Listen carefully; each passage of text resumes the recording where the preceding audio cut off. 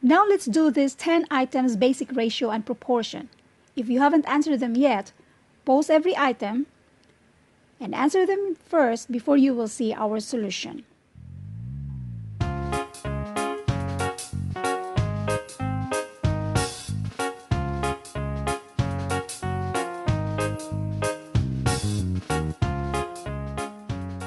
Number 1. In a room there are 9 boys and 12 girls. The ratio of girls to boys, bali girls is to boys. Ang girls ay 12. Ang boys ay 9. So, i-list mo lang siya. Ang greatest common factor nito ay 3. So, i-divide mo siya ng 3. That is 4. I-divide mo rin siya ng 3. At yan ay 3. So, the answer is 4 is to 3. Letter C. Again, the question is the ratio of girls to boys. So, girls is to boys. Ang girls ay 12 sila. Samantalang yung boys, 9 sila. Paano hanapin yung list nitong dalawa? Greatest common factor nila. Greatest common factor nila. Yung mga factors nitong dalawa na common at saka yung greatest ang kukunin mo para makuha natin yung pinaka-list. Mayroon tayong separate video on how to find the greatest common factor. So now, shortcut natin, ang greatest common factor nitong dalawa ay 3. Kaya yung 3, yan yung gamitin nating pang-divide nitong dalawa. 12 divided by 3, and that is 4. 9 divided by 3, 3. So the answer is 4 is to 3. Letter C. Number 2. A pet store has 8 cats, 12 dogs, and 3 rabbits. The ratio 8 is to 23 compares to what? Ano ito? 8. So, cat. Cat is to, cat na tayo. Eliminate na natin si A at saka si C. Kasi dapat ang mauna ay cat. Kasi 8 man yan. 8 is to 23. Ngayon, ano yung 23? Yung isa, dogs. Ang dogs ay 12 man. So, hindi na yan. Eliminate na yan. Next, letter D. All animals. I-add natin yan. 8 plus 12 plus 3. And that is 23. So, ang 8 is to 23. It compares to cat is to all animals. So, the answer is letter D. Number 3. Ratio of 750 meters and 3 kilometers is what? First, itong meters na to, at saka si kilometers, gawin mo muna silang pareho.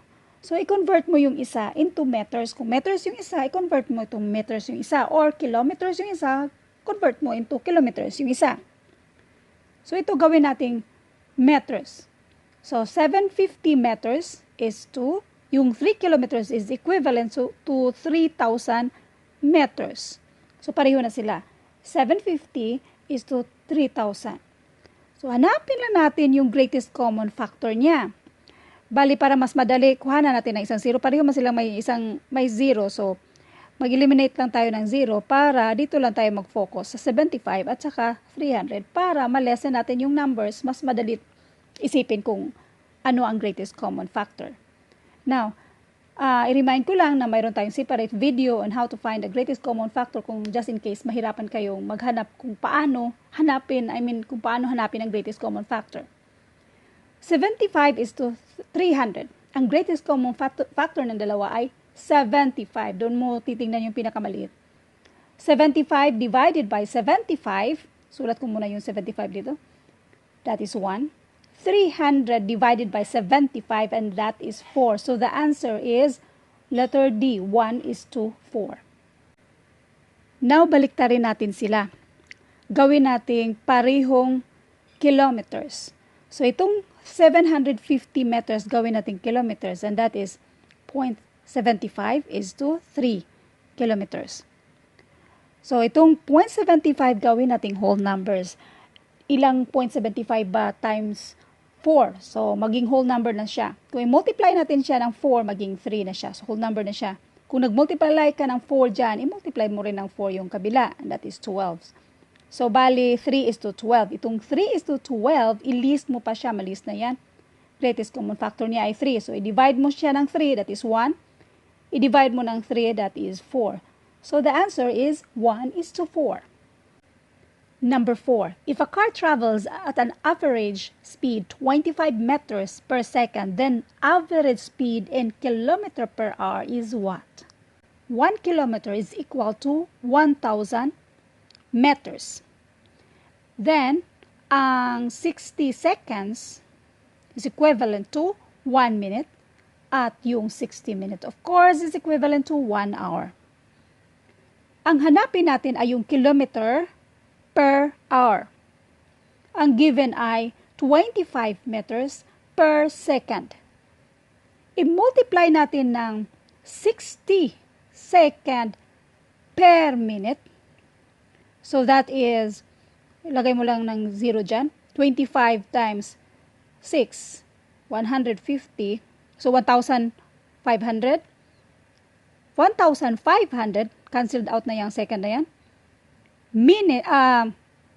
Meters per minute. Ito, per minute. So, 1,500 meters per minute.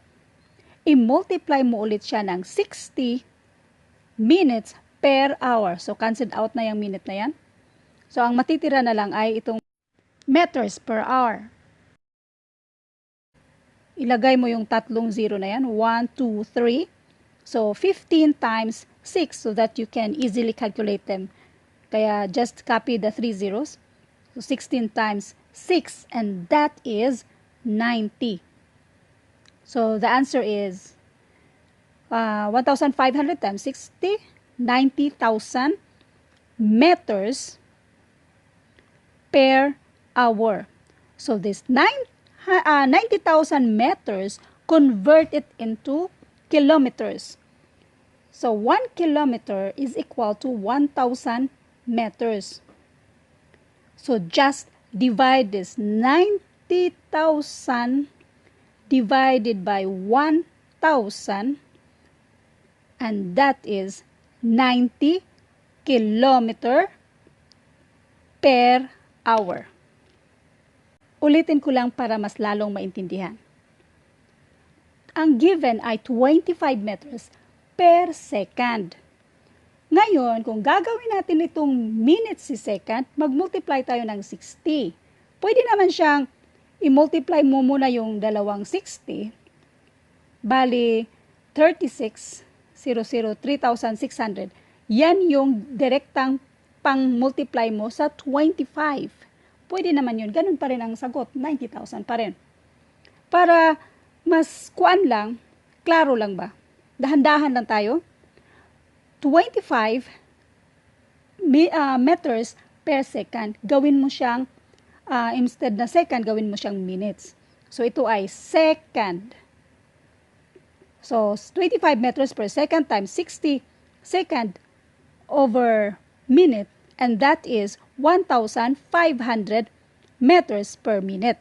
Itong 1,500 meters per minute, ang minute na to, i-multiply mo siya ng 60 minutes per hour, cancelled out na si minute, ang matitira na lang ay meters per hour, which is 90,000 meters per hour.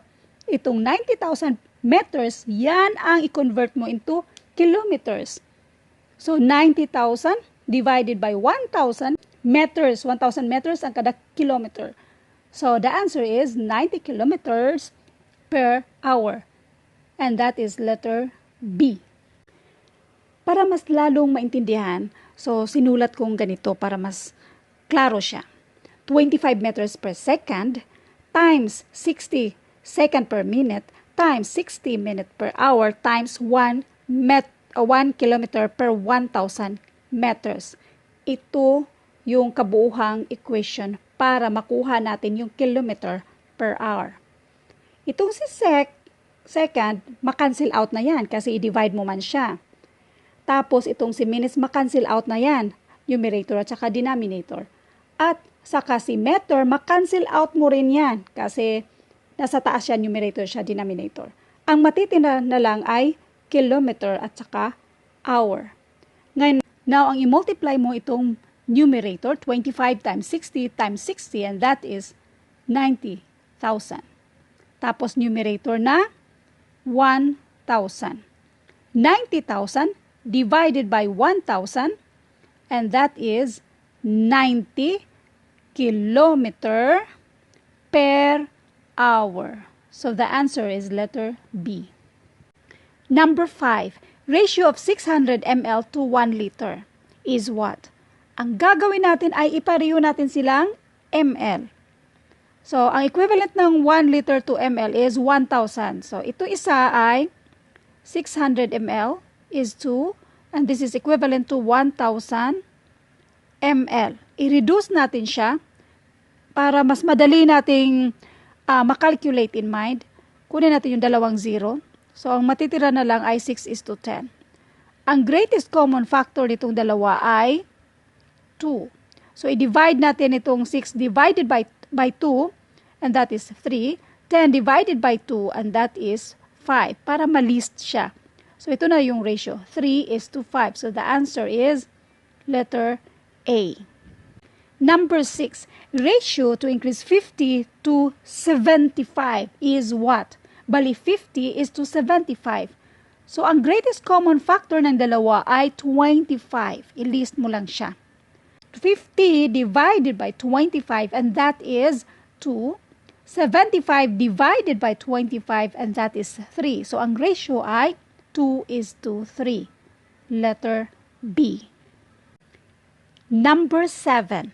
Marlo is putting together information packets to give to parents at open house. He can put together 8 packets in 20 minutes. Which of the following proportions could be used to find how many minutes it will take Marlo to put together 40 packets? 8 packets.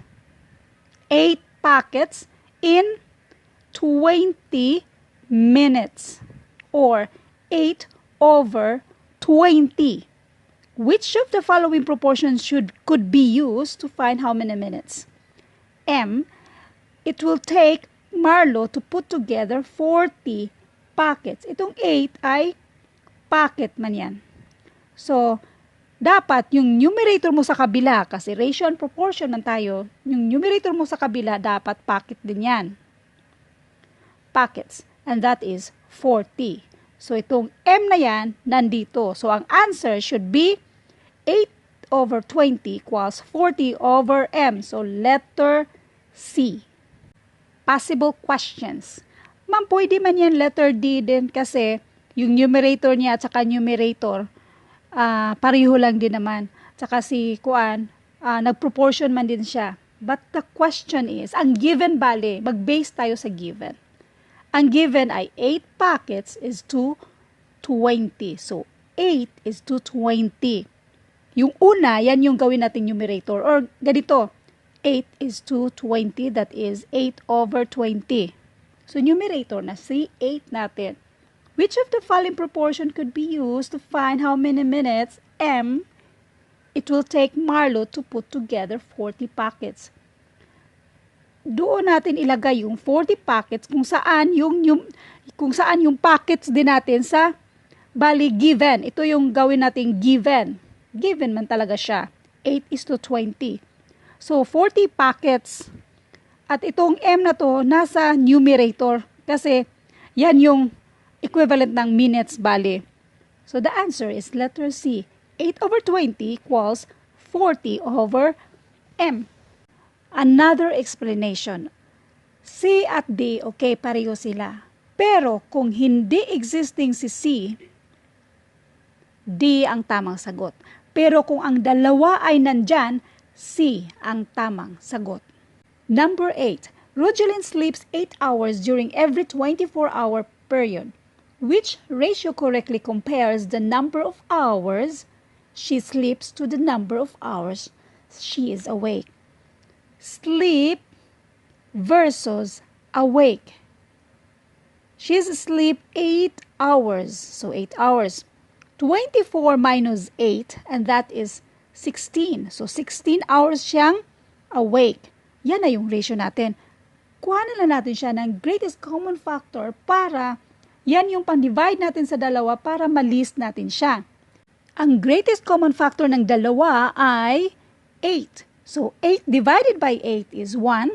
16 divided by 8 is 2. So the answer is letter.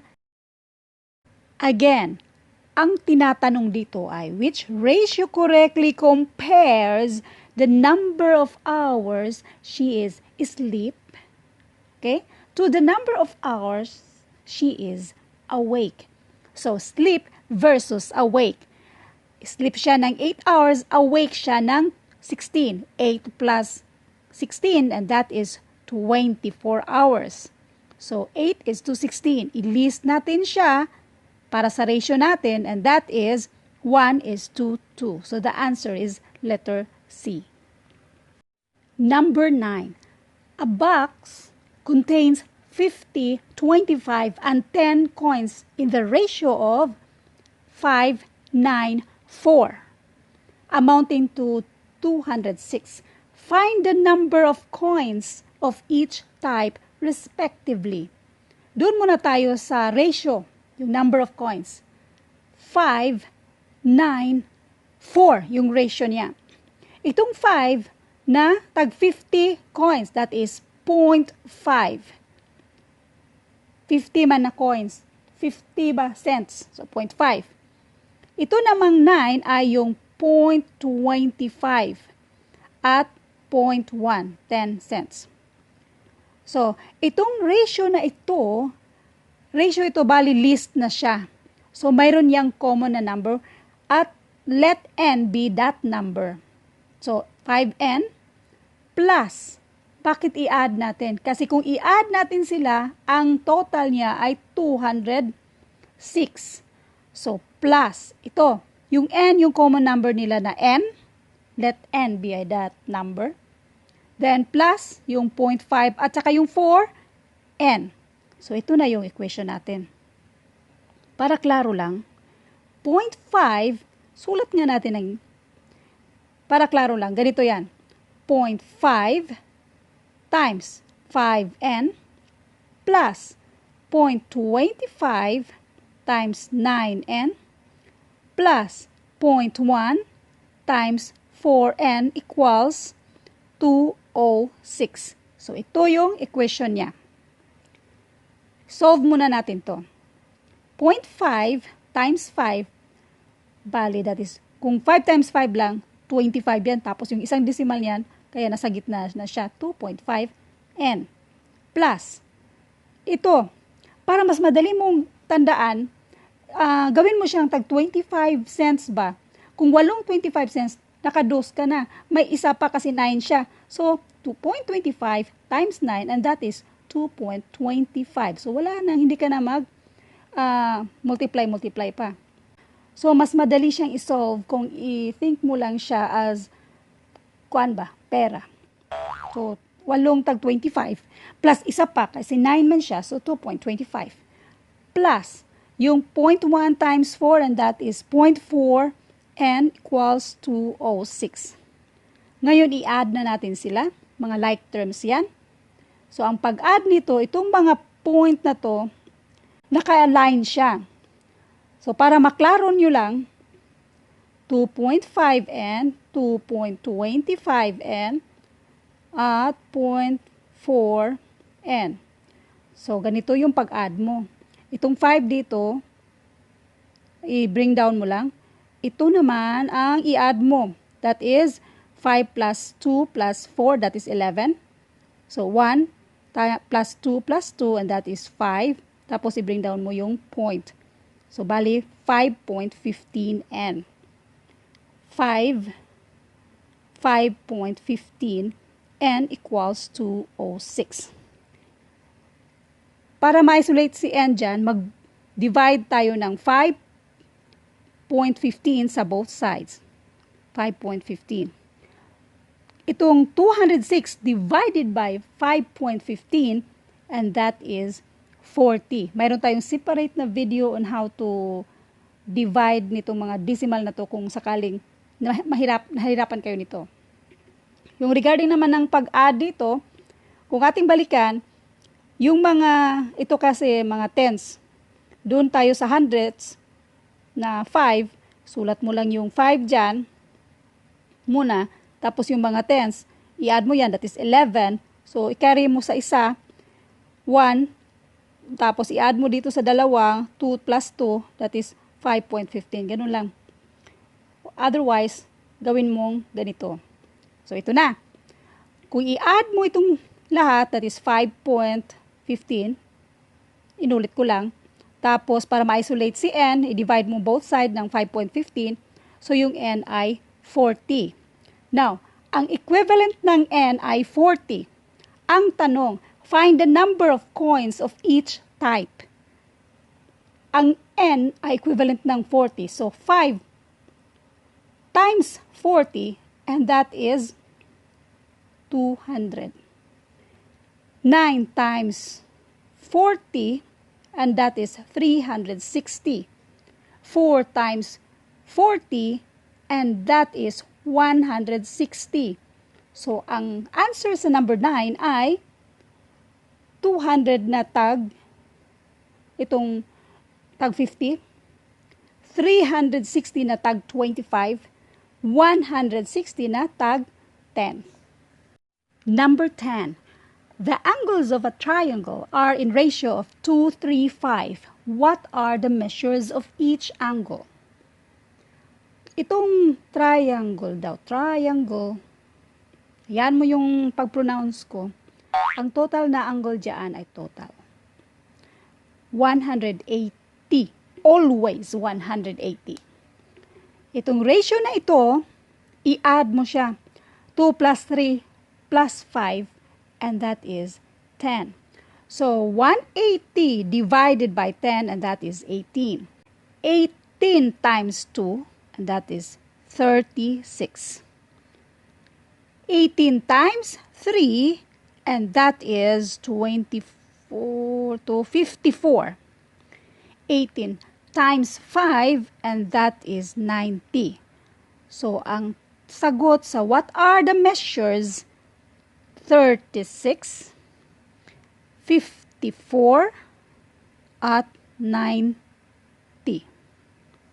I-double check natin. Yung total angle ng triangle, always 180 degrees. So, i-add natin ito. Double checkin tayo. 36 plus 54, and that is 90. 90 plus 90, and that is 180. So, tama tayo. Ngayon, para sa ratio na to, ano ang greatest common factor nitong tatlo? 18 ang greatest common factor nila. 36 divided by 18, that is 2. 54 divided by 18, that is 3. 90 divided by 18, and that is 5. So, our answer na 36, 54, at 90 ay tama.